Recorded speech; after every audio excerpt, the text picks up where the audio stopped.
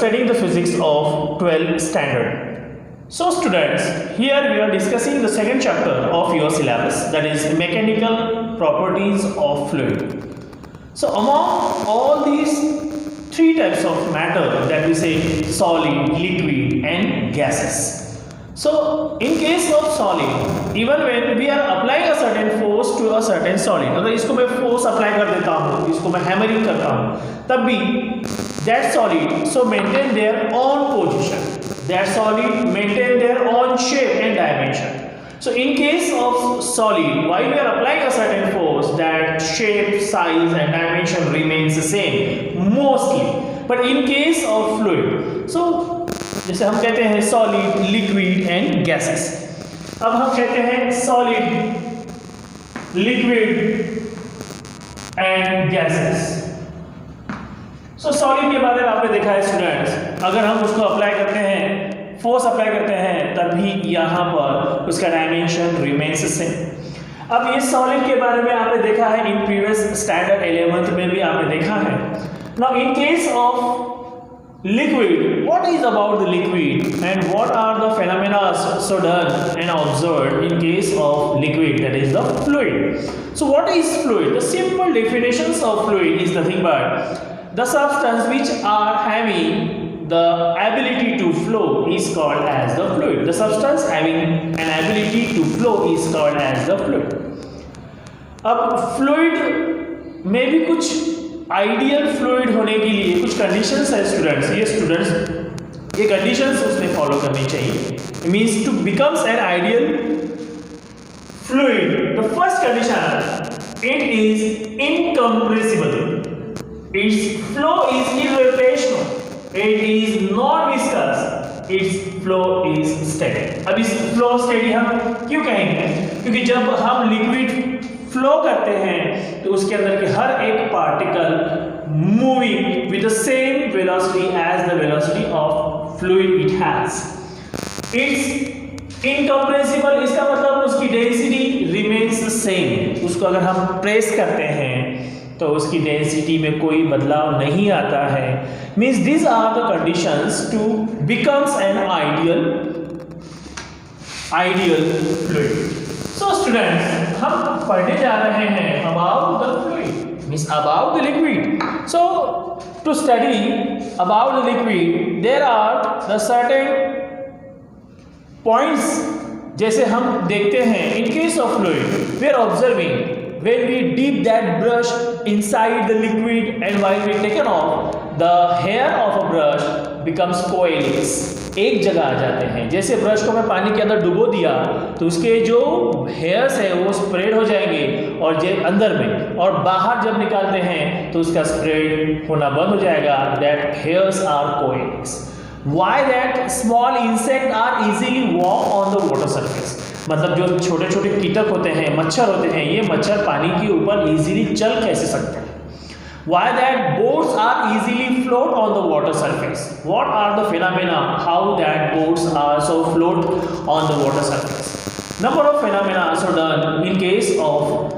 अब ऐसा क्या करोगे कि वो बोट फ्लो होगा, डूबेगा नहीं? आदमी जब पानी में जंप करता है तो वो अंदर जाता है, अगेन देन बाहर आता है. If we swim then so it can float on the water surface. If it not, then why that man so deep inside the liquid? तो ये सब हम कुछ पढ़ने जा रहे हैं स्टूडेंट्स इस चैप्टर में. So what about the mechanical properties of the fluid? As we know that if we consider a certain jar on which a certain liquid so filled up. अब इसमें मैंने पानी लिया है, लिक्विड ले लिया, so it forming a number of shapes. उसकी जो वाटर सरफेस है, ये वाटर सरफेस आपको अलग अलग दिखाई देगी. ये इस तरह से भी हमको सरफेस दिखाई देगा और कुछ केसेस में ये आपको हॉरिजॉन्टल भी दिखाई देता है. So how this is so, we consider the number of points related with this topics. So students हम पढ़ेंगे. So first point is that intermolecular forces. Intermolecular, ये जो भी हमको मिलता है कॉनकेव सरफेस, हमको मिलता है कॉन्वेक्स सरफेस, हमको मिलता है हॉरिजॉन्टल सरफेस, ये क्यों क्यों मिलता है, ये इसका रीजन क्या है, ये सब पढ़ने के लिए हम कुछ टॉपिक पहले पढ़ेंगे। That is what the first point is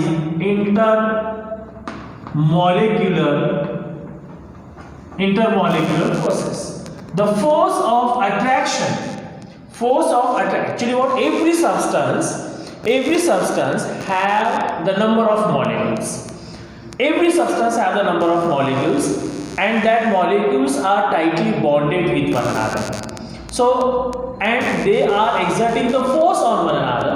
So therefore, the force of attraction between the two molecules of substances are called as the intermolecular forces.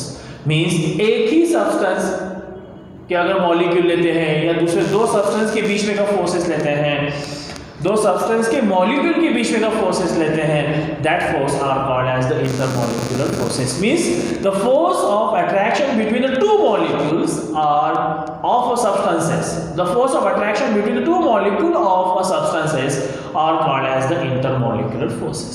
अब ये दो सब्सटेंस अगर हम लेते हैं या दो मॉलिक्यूल लेते हैं, ये दो मॉलिक्यूल सेम सब्सटेंस की भी हो सकते हैं या ये दो मॉलिक्यूल डिफरेंट सब्सटेंस की भी हो सकते हैं स्टूडेंट्स. अगर ये दो मॉलिक्यूल सेम सब्सटेंस के होंगे तो क्या कहेंगे उसको कहते हैं कोहेसिव फोर्सेस. क्या कहेंगे students? Cohesive force. So cohesive force means what? The force of attraction between the two molecules of same substance is called as the cohesive force. The force of attraction between the two molecules of same substance, मतलब एक ही substance में के दो molecule के बीच में का जो फोर्स है उसको कहेंगे कोहेसिव फोर्स. जैसे इसमें ये लिक्विड भरा हुआ है तो यहाँ पर दो मॉलिक्यूल अगर लेते हैं वाटर मॉलिक्यूल और दो वाटर मॉलिक्यूल के बीच में का फोर्स ऑफ अट्रैक्शन जो है जो स्टूडेंट्स उसको कहेंगे हम cohesive force. The force of attraction between the two molecules of same substance is called as the cohesive force. अभी cohesive force ज्यादा किस में होता है, कम किस में होता है, ये भी आपको समझना पड़ेगा. अब सॉलिड ले लो, सॉलिड के अंदर के जो मॉलिक्यूल्स हैं वो मॉलिक्यूल के बीच में का भी फोर्सेस है. अब वो मॉलिक्यूल के बीच में का फोर्स बहुत ज्यादा होता है इसीलिए वो स्ट्रॉन्ग है, सॉलिड है. लिक्विड के मामले में कोहेसिव फोर्स कम होता है as compare to the cohesive force of molecule in a solid. So solid के अंदर कोहेसिव फोर्स ज्यादा होता है, लिक्विड के अंदर भी कोहेसिव फोर्स होता है. लिक्विड के अंदर के मॉलिक्यूल के बीच में का जो फोर्स है students that is the cohesive force. अब ये फोर्स कम होता है as compare to the cohesive force of molecules of a solid. So here student cohesive force. अब आपको पता चल गया कि कोहेसिव फोर्स ज्यादा किस में होता है, कम किस में होता है. अब ये दो मॉलिक्यूल डिफरेंट सब्सटेंस के भी होते हैं तो उसको कहेंगे हम एडहेसिव फोर्स. Adhesive forces.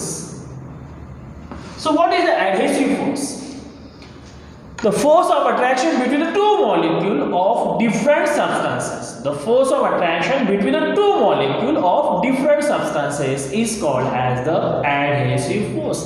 जैसे हम मार्केट में कोई भी चीज लेते हैं, जैसे फेविक्विक लेते हैं, कोई भी चीज टूट गई है तो उसके बीच में हम फेविक्विक लगा देते हैं, उसको जोड़ देते हैं students.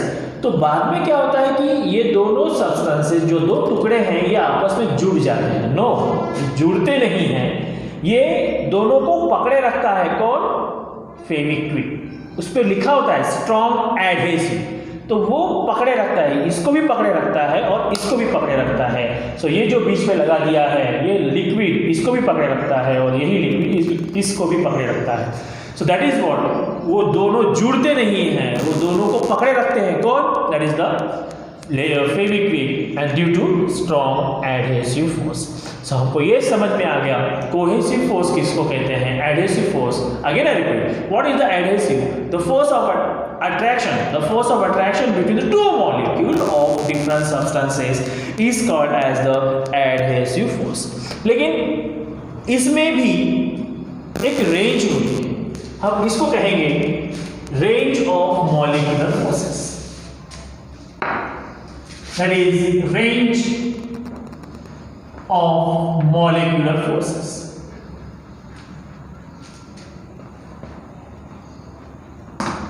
So range of molecular forces. In case of range of molecular forces हम क्या कहेंगे कि एक ऐसा डिस्टेंस दो मॉलिक्यूल के बीच में का, it is a maximum distance between the two molecule up to which the force is effective, means intermolecular forces is effective, called as the range of molecular forces. दो मॉलिक्यूल के बीच में का डिस्टेंस, अगर मैं ये मॉलिक्यूल लेता हूँ, ये मॉलिक्यूल लेता हूँ, दोनों के बीच में का, दोनों के सेंटर के बीच में का जो डिस्टेंस है, ये डिस्टेंस इतना हो कि इनके बीच में का फोर्स ये इफेक्टिव हो, तो उसको कहेंगे range of molecular forces.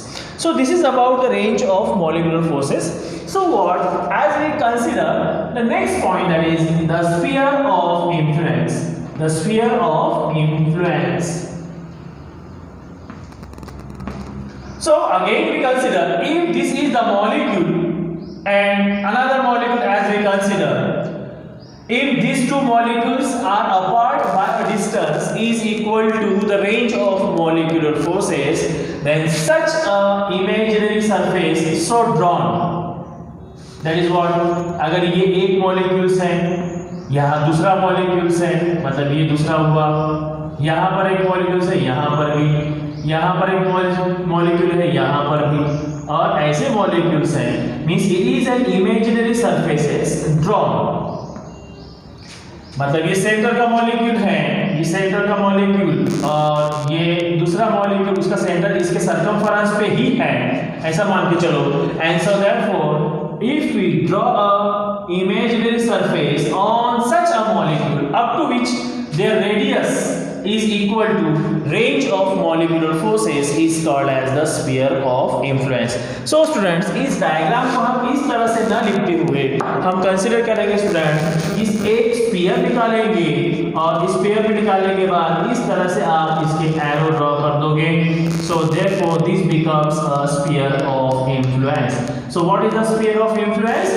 The sphere of influence is nothing but it is an imaginary surface drawn on molecules. So in a such a way that their radius is equals to range of molecular forces is called as the sphere of influence. So this is about the sphere of influence. So what is the surface field? अब हम इसके बारे में भी सोचेंगे. So what surface field means such a sphere of influence lie on the water surfaces and forming a thick layer, and that is called the sphere of influence. मतलब आपको समझ में आ गया होगा. So what is the intermolecular forces? The force of attraction between the two molecule of substances are called as the intermolecular forces. अब cohesive force, the force of attraction between the two molecule of same substance, the force of attraction between the two molecule of different substance, the range of, means it is a maximum distance between the two molecule up to which their force is effective is called as the range of molecular forces. Sphere of influence is nothing but it is an imaginary surface drawn on the molecules in such a way that their radius is equal to range of molecular forces is called as the sphere of influence. And what is the surface field? It is an such molecule, such a sphere of influence lie on the water surface and forming a thick layer, that is called as the surface field. So thank you students, यहाँ तक आपको समझ में आ गया होगा I hope. और जितना भी आपने पढ़ा है इसको डबल पढ़ो, डबल देखो वीडियो को, एंड थैंक यू.